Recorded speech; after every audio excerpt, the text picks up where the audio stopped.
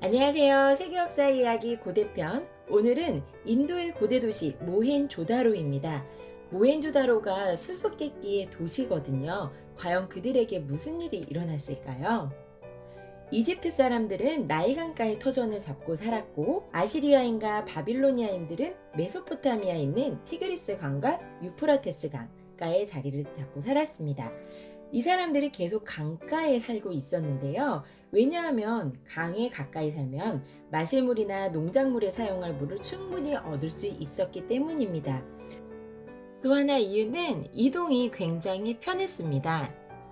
고대에는 무거운 밀을 옮겨야 하는데 사실은 모두 땅이 모래길에 갈 때 푹푹 빠졌습니다. 그래서 무거운 짐을 실은 달구지를 끌고 모래길을 간다는 것은 사실은 쉬운 일이 아니었습니다.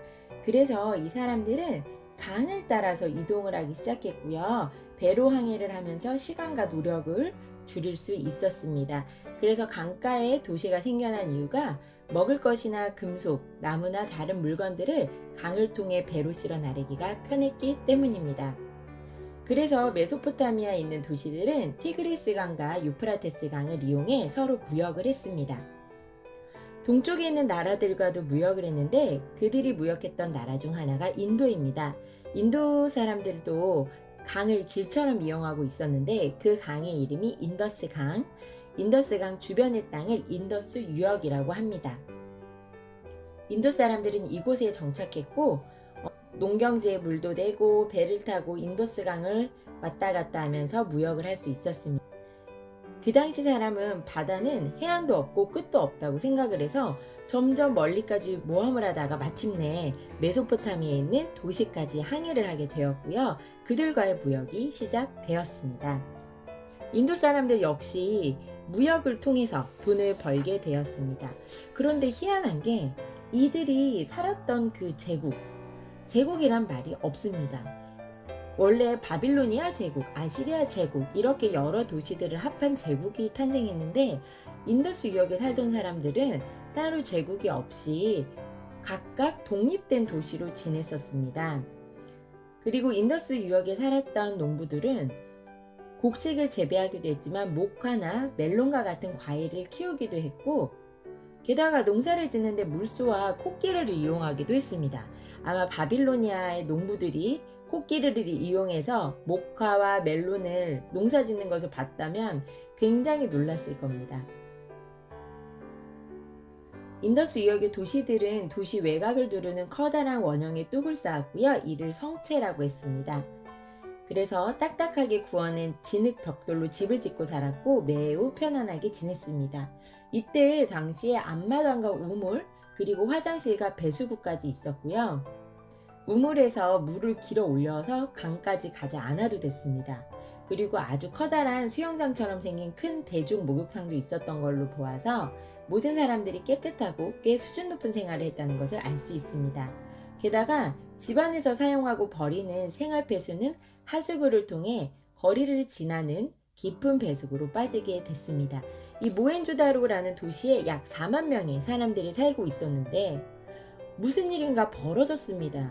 사람들은 성체를 둔 채 도시를 떠나버렸습니다.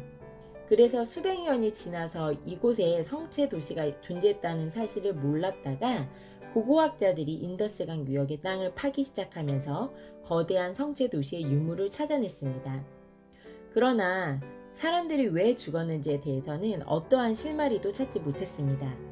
모헨조다로에서 거리에 누워있는 해골을 발견했는데 마치 사람들이 길거리에서 죽어 묻히지도 못한 것 같은 모습이었습니다. 이 성체 도시들이 번성할 때부터 전해 내려온 이야기가 하나 있는데요. 이 이야기가 어쩌면 실마리가 될지도 모르겠습니다. 사냥꾼과 메추라기 이야기입니다. 옛날에 메추라기 한 무리가 강둑에서 살고 있었는데 사냥꾼들이 와서 메추라기를 잡아갔습니다. 그래서 우리가 한 마리 잡히는 건 쉽겠지만 여러 마리로 떼를 짓는다면 우리를 잡기 어려울 것이다 라고 해서 사냥꾼이 나타나서 그물을 던졌을 때 메추라기들이 다 같이 날아올라 손에서 그물을 뺏어서 멀리 날아가 버렸습니다. 그리고 메추라기들이 이제 두려울 것이 없었어요. 그리고 사냥꾼의 그물을 뺏어 날아가 버렸는데 서로 내 발톱을 밟고 있네. 내가 내 깃털을 헝클어 놓았네. 너가 나를 누르고 있어서 숨을 못 쉬겠네. 불평을 늘어놓다가 흩어져 버리게 되었습니다. 그때 사냥꾼이 뛰어나와 하나씩 붙잡아 갔어요. 그래서 뭉치면 살고 흩어지면 죽는다. 이 이야기가 의미하는 건 무엇일까요? 어쩌면 서로 떨어져서 독립적으로 지낸 성체 도시들이 침입자의 공격에 패하고 말았다는 것을 의미할 수 있습니다. 만약에 그들이 하나의 왕국으로 통일되었다면 성체 도시들은 오랫동안 유지되었을 것입니다. 어쨌든 확실히 알려진 것은 아무것도 없습니다. 그래서 오늘은 인도 고대 도시의 모헨조다로에 대해서 이야기를 나눴습니다. 네, 벌써 10장을 앞두고 있습니다. 다음 장에도 즐겁고 유익한 이야기로 인사드리겠습니다. 감사합니다.